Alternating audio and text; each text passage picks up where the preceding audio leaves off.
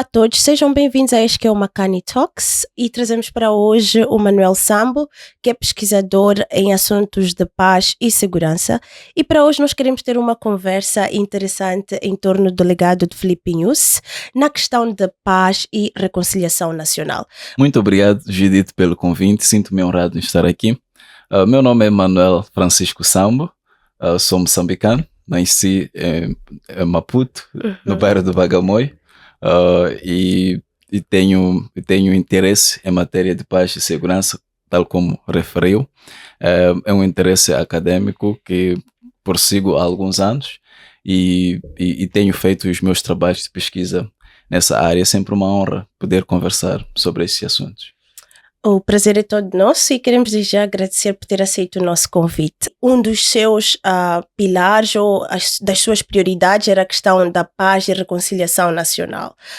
Nestes 2 mandatos, o segundo que já vai terminar, gostaríamos de saber da sua avaliação em termos daquilo que é a realização ou o alcance desta prioridade por parte do presidente Filipe Nyusi.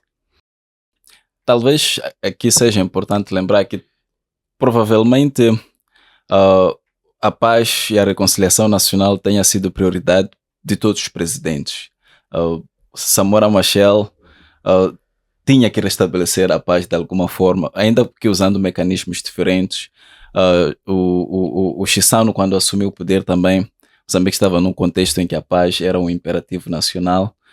O presidente Guebuza até que começou o primeiro mandato num ambiente um pouco mais estável, mas no segundo mandato teve que lidar com assuntos de paz e segurança com muita importância, e o presidente Nyusi também teve esse assunto na mesa. Ele mais vivamente falou disso como sua prioridade e como bem referiste, e a minha apreciação é que desde a sua primeira eleição, incluindo a sua segunda eleição, ele encetou vários esforços notáveis para o restabelecimento da paz.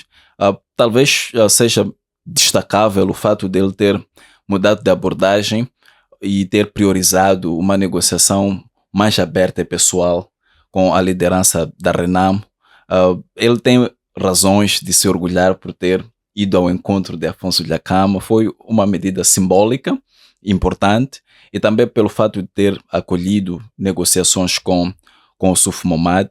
Isso permitiu que Moçambique assinasse mais um acordo de tantos outros que assinou antes e que pela primeira vez a Renamo estivesse totalmente desarmada. Eu acho que esses pontos ele tem razões de se orgulhar. Agora, se o legado é completo ou não, acredito que não, e por motivos que acredito vamos explorar aqui com melhor detalhe.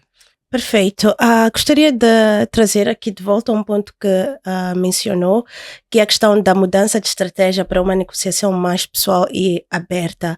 Acredita que tenha sido uma decisão estratégica em termos de consolidação do poder, ele como presidente, e de aceitação pública, ou foi mais porque era necessário para o processo de consolidação da paz nacional? É uma pergunta muito interessante. Eu acredito que as duas coisas. O presidente Nyusi assumiu o poder sem o tipo de carisma que o seu antecessor tinha. E acho que ele tinha consciência disso. O presidente Guebuza era um presidente, de certa forma, muito carismático. Não terminou o mandato, a sua governação no topo ou no auge da sua popularidade, mas ainda era um presidente muito popular e tinha muita influência dentro da Frelimo. E a Frelimo tem talvez diferentes grupos com diferentes percepções em relação à Renamo. Existem as alas muitas vezes mais compostas pelos antigos combatentes, que são a linha dura, que estava a favor de uma confrontação com a Renamo, que estava a favor até de armar o Estado para combater a Renamo, incluindo a eliminação física do próprio presidente da Renamo na altura, o Afonso Dhlakama, de tal forma que já houve várias emboscadas na tentativa de eliminação física de Afonso Dhlakama. Então, ao adotar uma abordagem virada mais para o diálogo pessoal eu acredito que ele fez as duas coisas. Ele afirmou-se como um líder dentro do seu próprio partido, que tinha vozes que não eram a favor disso. Ele próprio já assumiu isso em público. Havia pessoas que não concordavam com essa abordagem dele. Então, ao se afirmar nessa estratégia, eu acho que ele afirmou a sua posição como líder, num contexto em que o partido era dominado pela influência do Armando Guebuza. E segundo, ele abriu espaço para uma nova forma de fazer a paz, que não era só baseada em envio de delegações, mas num contacto direto que permitia acordos rápidos. Então isso trazia uma celeridade no processo de negociação, porque poderiam fechar o acordo não dependendo da aprovação de superiores. Tanto ele como os líderes da Renamo poderiam fechar o acordo ser efetivo. O desaparecimento físico de Afonso Dhlakama teve um benefício estratégico para o governo de Inhusse ou, vamos lá, não fez nenhuma diferença? Ele simplesmente optou, por exemplo, pela nova estratégia de uma negociação mais pública e aberta, simplesmente pelos fatores que já mencionou aqui, ou beneficiou também de alguma forma o processo? Eu acho que se Moçambique não está agora num conflito armado com a Renamo, ou se a Renamo está desarmada, em parte é porque Afonso Dhlakama perdeu a vida. Não penso que seja só pelo acordo que foi assinado em 2019, mas também seja porque Afonso Dhlakama veio a morrer. A morte de Dhlakama mudou a predisposição da Renamo em confrontar o governo em assuntos contundentes ou em assuntos prementes. Digo isto porque, por exemplo, se olhar para as eleições de 2023, as eleições autárquicas, houve muita tensão em volta das eleições, porque os resultados não foram de todo consensuais. Eu penso que o posicionamento do Afonso Dhlakama diante daquelas eleições teria sido diferente do posicionamento de Yusuf Mahamat. Então, a morte de Dhlakama tirou essa apetência da liderança da Renamo de pegar as armas. Não me parece que o Yusuf Mahamat seja o tipo de pessoa que vai ameaçar incendiar o país, que vai ameaçar pegar as armas, porque ele passou boa parte da sua carreira nos últimos anos como um civil. Ele é militar, é um general, mas passou o resto da sua carreira como civil no parlamento. Então ele tem uma vida urbana que Dhlakama não tinha. Dhlakama, vezes sem conta, ele sempre voltava para Gorongosa, tinha um contato muito forte com as matas e por aí em diante. Ele tinha mais apetência em confrontar o governo, tinha carisma e capacidade de fazer isso. Então eu acho que a morte de Dhlakama foi infeliz para o país, para a família e para os próximos, mas em termos de estratégia do presidente Inhusse de pacificar o país, pode ter sido um aspecto que jogou a favor dele. Ótimo, obrigada. Agora vamos passar para um outro ponto, que é a questão dos desafios. Se tiver que mencionar alguns neste processo de consolidação da paz e reconciliação nacional por parte do presidente Filipe Inhusse, quais seriam os desafios que acredita que ele teve que enfrentar ao longo desse processo? Eu acredito que o presidente Inhusse, apesar de ter tido essa abordagem que eu mencionei, não conseguiu tocar nos aspectos mais importantes que ameaçam a paz em Moçambique. Acordos nós já assinamos vários. Já assinamos desde o acordo de Incomate, assinamos o Acordo Geral de Paz de Roma, o presidente Guebuza assinou o acordo de cessação de hostilidades, o presidente Inhusse também veio assinar o seu acordo. Mas o que mina a paz em Moçambique, muitas vezes, são duas coisas. São as eleições e é o processo de descentralização que está conectado às eleições. O presidente Inhusse teve o mérito de desarmar a Renamo, mas quando o assunto é o processo eleitoral, que quando assinaram o acordo de paz, ambos declararam que as eleições não deviam ser mais motivo de guerra em Moçambique. Mas olhando para o processo eleitoral anterior, o de 2023, das eleições autárquicas, viu-se uma ausência total de esforço de conduzir eleições credíveis.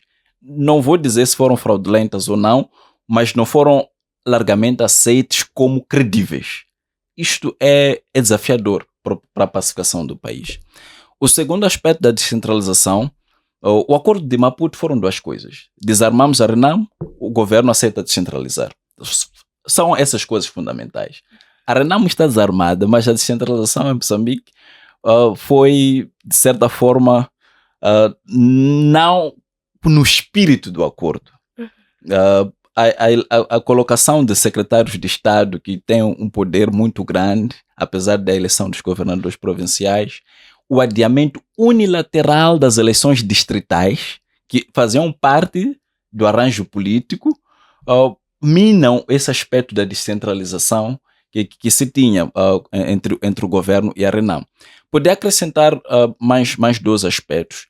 Na vigência do presidente Inhosse, houve deterioração do ambiente político em Moçambique em termos de liberdade, de democracia e muito mais. Vários índices internacionais mostram que Moçambique tornou-se menos democrático e por fim, a exclusão tornou-se mais acentuada. O nível de desigualdades econômicas em Moçambique está cada vez maior, o que torna muitos jovens frustrados ou decepcionados com a governação. Então, esses aspectos são desafios estruturais que afetam direto ou indiretamente a situação da paz em Moçambique. Certo. E acredita que de alguma forma o presidente tentou contornar esses desafios ao longo destes 2 mandatos ou não? Acredito que muito pouco foi feito. Acredito que muito pouco foi feito. Não me recordo de terem havido reformas estruturais, tanto para garantir credibilidade das eleições ou para tornar o processo de descentralização mais efetivo. Pelo contrário, algumas coisas que no passado foram motivo de problemas, voltamos a repeti-las. Vou falar, por exemplo, do acordo que fez Ruanda ir a Moçambique. A forma como o acordo foi feito, com essa falta de transparência, faz parte das razões por que a paz em Moçambique continua a ser um problema, que as instituições não estão a desempenhar o seu papel. Mas parece um acordo pessoal do presidente Inhosse com o presidente Kagame do que um acordo institucional do Estado moçambicano que envolvesse instituições moçambicanas que decidiram trazer essas forças a Moçambique, que poderia não ser debatido em parlamento por ser um assunto sensível, sim, mas que poderia incluir de forma visível para os moçambicanos, por exemplo, a Comissão de Defesa. A Assembleia da República tem uma Comissão de Defesa. Poderia ter havido um posicionamento claro do Conselho de Defesa e Segurança.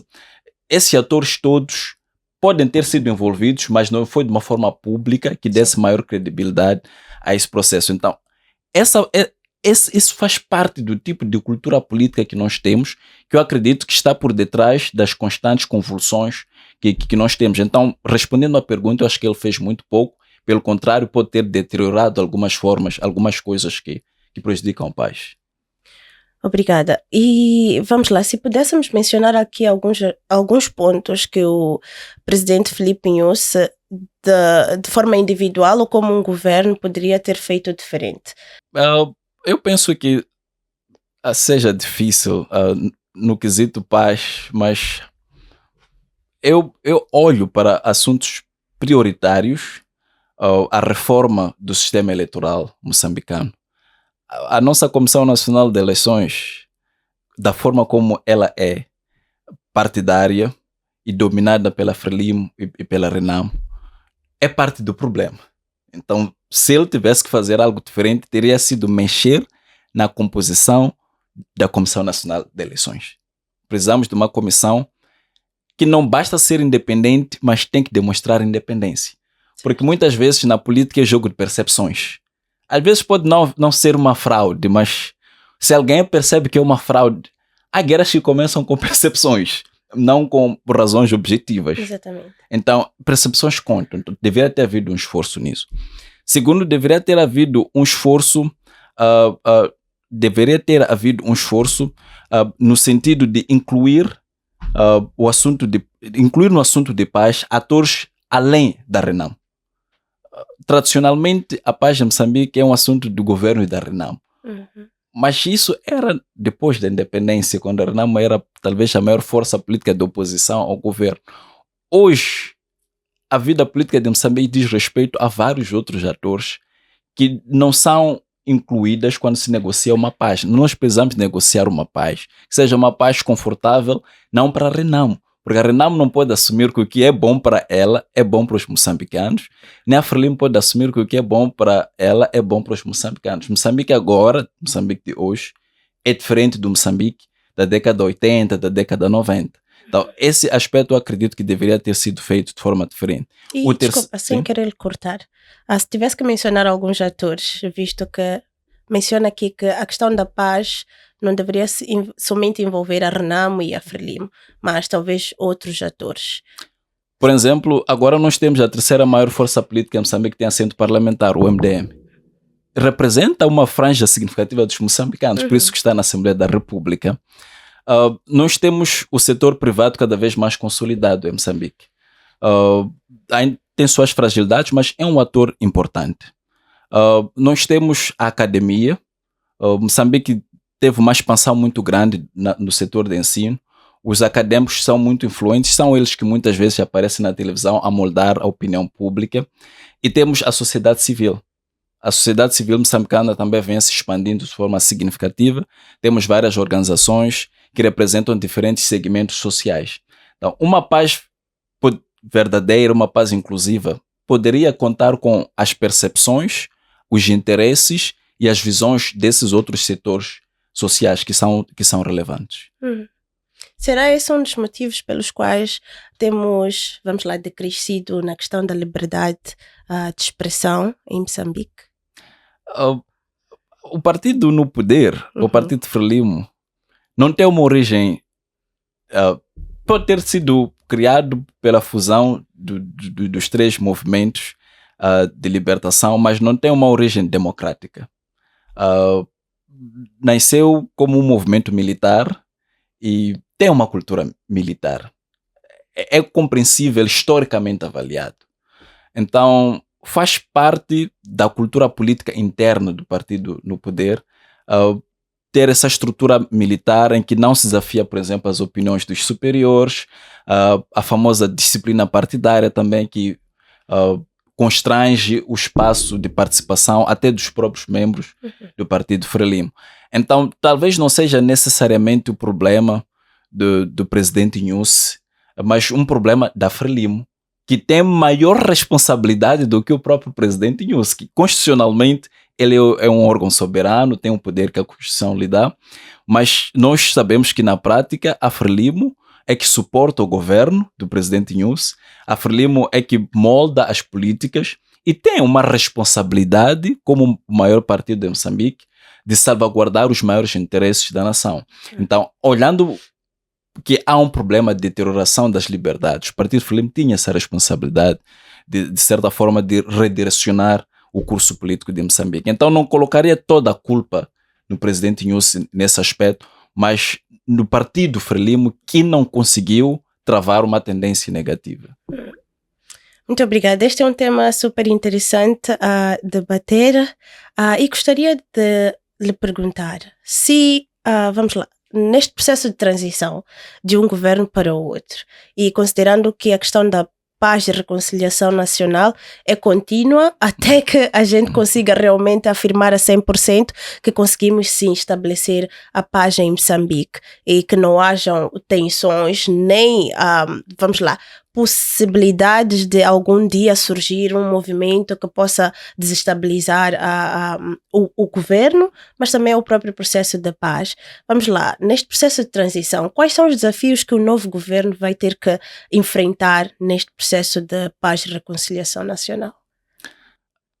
A pergunta, a resposta, aliás, poderia variar dependendo de quem vai assumir, o governo.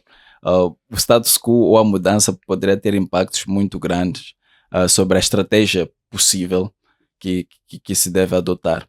Agora, os principais desafios que talvez são independentes de quem seja eleito é a estrutura demográfica de Moçambique. A estrutura demográfica de Moçambique e de outros países africanos é de uma maioria de jovens. Ter uma maioria de jovens tem implicações muito sérias para a paz e segurança. Por duas razões. Os jovens têm maiores aspirações. A segunda razão, os jovens têm maior apetência à desestabilização. Não gosto muito de securitizar o aspecto demográfico, porque fica a parecer que jovens são uma ameaça. Mas é preciso entender que, sob o ponto de vista de paz e segurança, ter uma larga população jovem significa que tens pessoas que estão numa idade de muitas aspirações. Ter família, ter casa, ter carro, ter um emprego, que são as coisas que alguém precisa para ter uma estabilidade na vida. Então, se tu não consegues satisfazer as aspirações dessa massa juvenil, tu tens muitas pessoas com apetência à desestabilização, incluindo para uma desestabilização violenta. Então, esse talvez seja o principal desafio que nós possamos ter no futuro, porque a Renamo talvez não represente a maioria desses jovens, a Frelimo talvez não represente a maioria desses jovens, talvez nenhum partido em particular represente a maioria desses jovens, então não é uma coisa a ser negociada com um ator específico, é uma política que deve ser implementada, que tenha em vista essa camada social que é vulnerável, teoricamente chama-se de uma escolha racional. Se tu tens pouco a perder com a desordem, facilmente tu podes optar por ela se ela prometer melhores ganhos do que a estabilidade. Se aparece alguém, como acontece em Cabo Delgado, há relatos disso, de grupos, do grupo que está a operar em Cabo Delgado, oferecer uma recompensa para tu te juntares ao movimento. Nem todas as pessoas que estão a combater ao lado do Al-Shabaab estão radicalizadas, acreditam naqueles valores. Alguns o fazem como emprego. Então, este talvez seja o principal desafio que o próximo governo tenha que ter. Já quero agradecer por ter deixado ficar aqui um pouco das suas opiniões em torno do legado de Filipe Nhusi e o processo de paz e reconciliação em Moçambique. Muito obrigada e esperamos contar consigo para uma próxima oportunidade. Eu que agradeço o convite, estou ansioso pela próxima oportunidade. Obrigada. A nossa audiência, muito obrigada por terem nos acompanhado no dia de hoje e contamos com vocês para uma próxima oportunidade. Makani Talks está aqui para ficar com vocês. Obrigada e até a próxima.